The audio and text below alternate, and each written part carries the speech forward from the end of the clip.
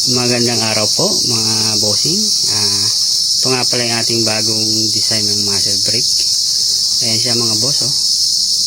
Pwede siya sa threaded saka sa non-threaded. Ayan. Subukan natin dito sa ating bullpup. Ayan, ang ating nga palang shooter itong si Idol Master Kapalad. Ayan po. Kaway-kaway naman dyan.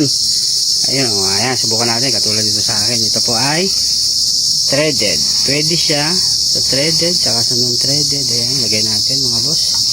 Sa threaded yan, ilalagay lang natin. Ayan. Yan, hanapan lang natin ang alignment. Ito siya mga boss. Ito nga yan, hanapan lang natin ang alignment kung anong gusto natin. Pwedeng sa ibabaw to. Yan, pwedeng sa ibabaw. Hindi nagpo-focus yan. Pwedeng sa ilalim. Ayan. Kita natin mga boss. Siya yan. Ito makuha pang pahigpit. Bali 4 na screw. Ayan.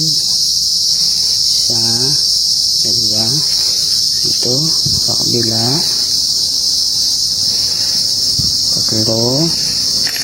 Isa sa ilalim. Ayan. Para sigurado. Ayan. Bali threaded itong akin pero pwede siya. 16mm siya mga bossing. Ayan. First shot. Idol Master Kapalad. Yun. Napakaingay. Isa pa. Ayun. Kita nyo yung hangin. Dito lumalabas mga boss. Isa pa. Focus. Saglit mga boss. Yan. Sakit. Ayun mga bossing. Ating bagong design ng muzzle brake. Para sa mga lumalaro ng competition. Para mabawasan ang tawag dito, recoil ng ating air gun. Grabing ingay. Kaway-kaway boss.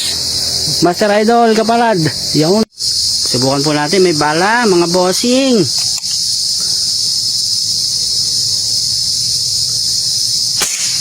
Grabe ganda lang hangin. Talagang pa-cross.